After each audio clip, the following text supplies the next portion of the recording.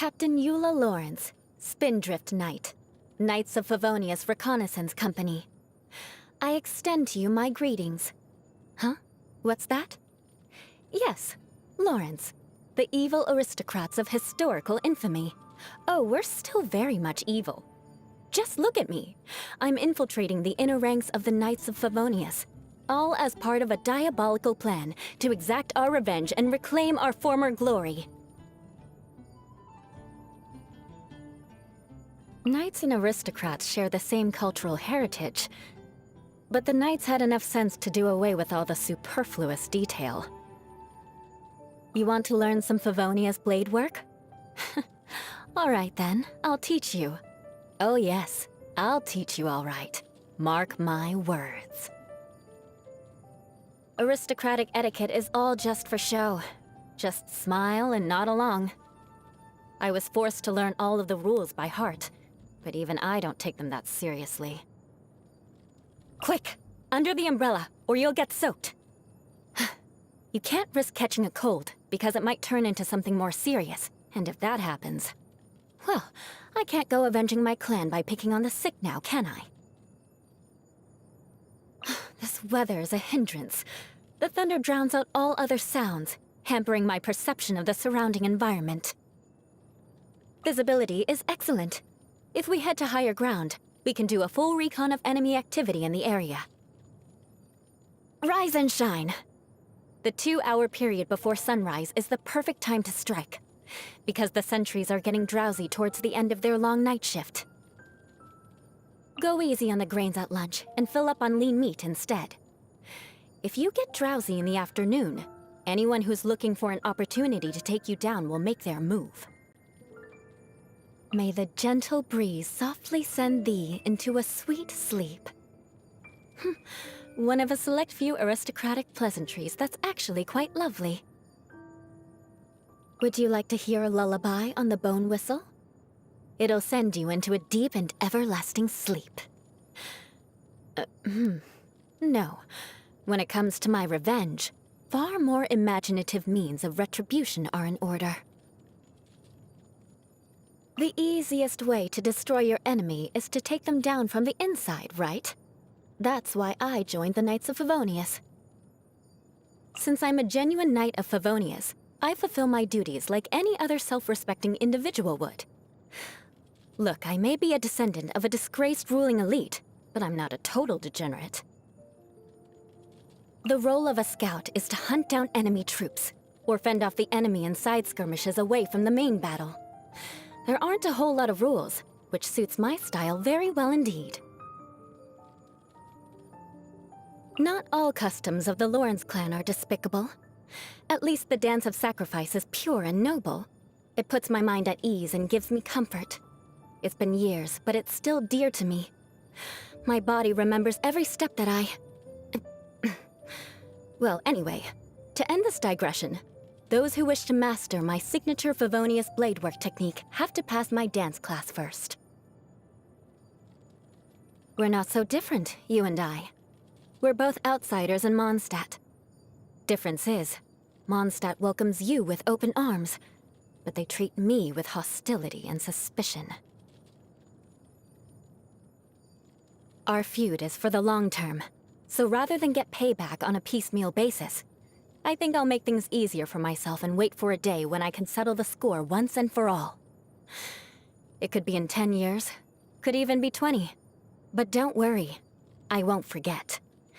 In the meantime, I'll need you to take good care of yourself and have a happy, healthy life, okay? Descendant of a depraved dynasty isn't the most flattering reputation to have. The only way I can shake it for good is if I keep avenging my kin in my own way. Those who desire vengeance need power first, so it makes sense that I would get a vision. My bone whistle makes a versatile range of sounds, which comes in handy for confusing the enemy. I often use it to imitate the sound of the sea, which is where I get my title of Spindrift Knight. This despite the fact that the bone whistle is actually a Liyue tradition. But then again, no one seems to look too closely into that kind of thing. I mean, they took me on, and I'm an exile of Mondstadt, trained by an outcast of Liyue. Technically, aged dandelion wine should be poured into a silver goblet and allowed to breathe for 12 minutes. Then you're supposed to add ice cubes, ideally so 60% of the ice is submerged beneath the wine. I refuse to do all that, though. It's not worth the hassle.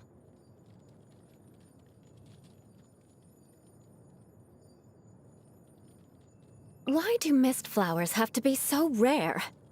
The powder they produce works wonders for the bone whistle. It gives a crisper, clearer sound.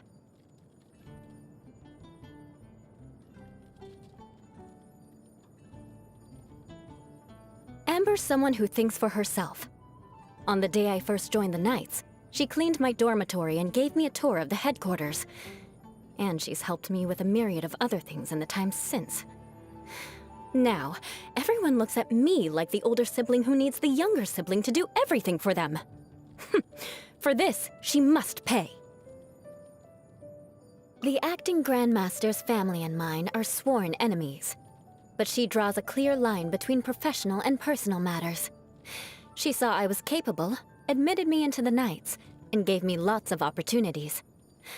So, when the time comes for vengeance, I'll afford her a reasonably soft landing. She's so annoying. She must have read thousands of books. Could even be tens of thousands.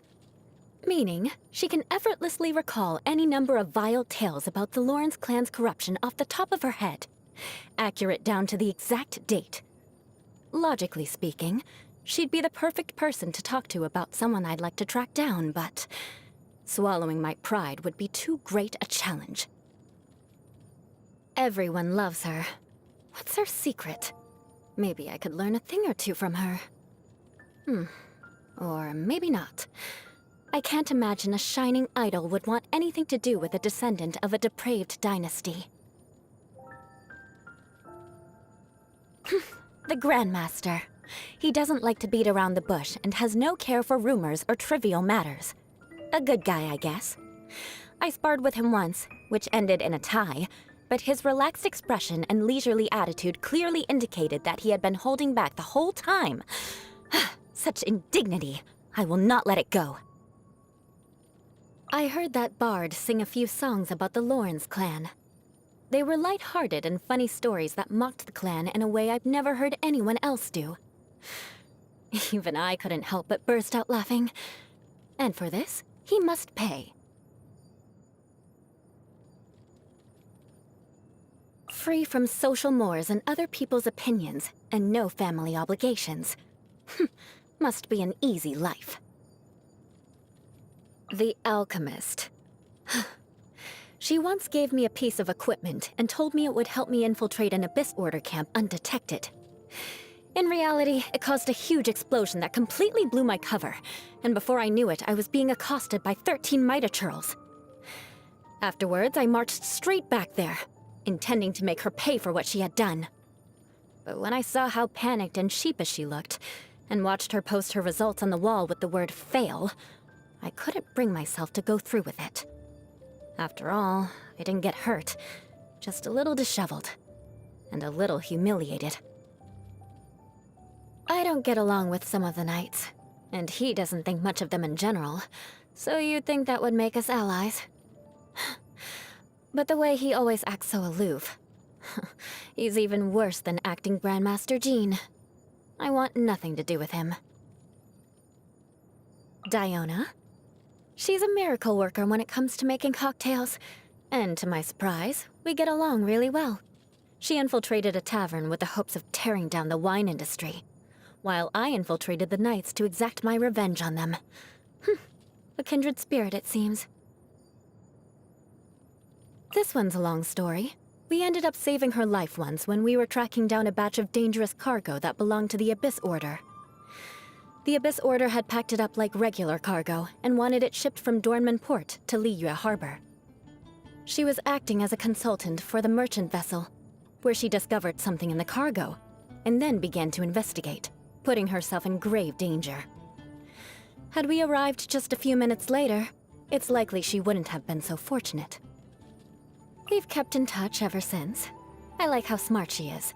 She knows the rules, but she also knows how to be flexible and act according to the situation. A few of the knights would do well to take a leaf out of her book. Also, with her smarts, maybe she could help me track someone down that I've been looking for. She does owe me a favor from last time, after all. When Mika was assigned to the reconnaissance company, I thought he'd only last a few days, just like the others before him. But he surprised me. He never made a peep, but he completed all of his tasks quite admirably. He even volunteered to run errands for me and assist with communication. I don't know who is going around telling people that I need looking after. Mika's personality hasn't changed one bit since he's been out with the expedition, though his abilities have improved significantly. The Grand Master is clearly making sure nobody neglects their training. Mika's unaware of his own improvement? It must be one of his blind spots. Or perhaps he's just being humble. Either way, things like this don't escape me. I know my team. The life of a Lawrence doesn't include much worth talking about. Basically, whatever you say, whatever you do, people will always despise you and treat you like a potential threat to society. It's nowhere near as bad as it used to be, though. Before I joined the Knights, good grief, I couldn't even buy groceries.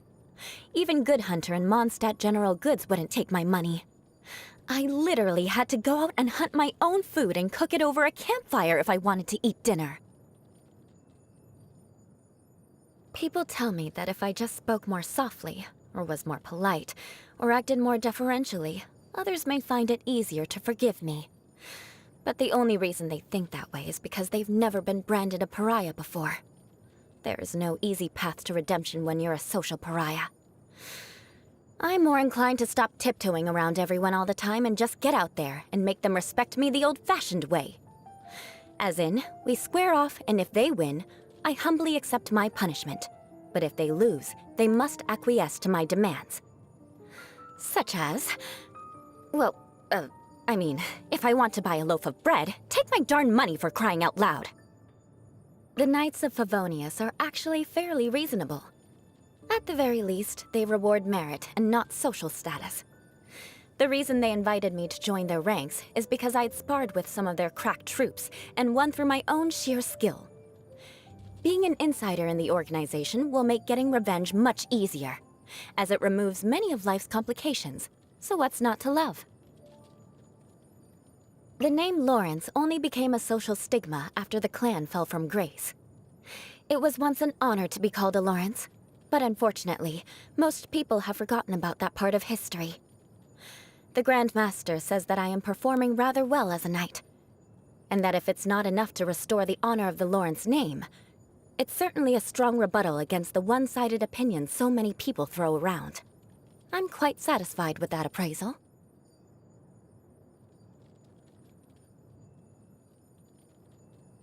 If my family members refuse to change their corrupt ways, or worse, continue to cause active harm in Mondstadt, I should be the one to end them, along with the Lawrence name itself.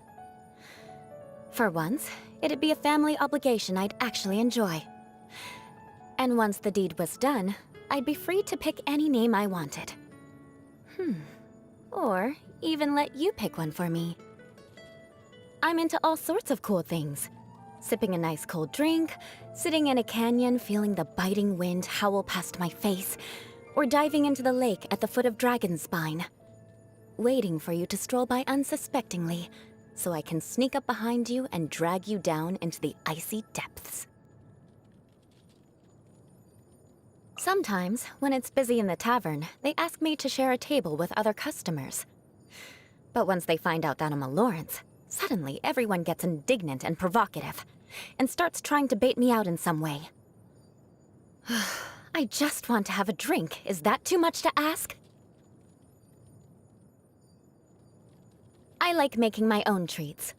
Not always your typical sweet treats, though. For example, a chilled tomato and aspic jelly egg roll pairs very nicely with an ice-cold glass of berry and mint punch.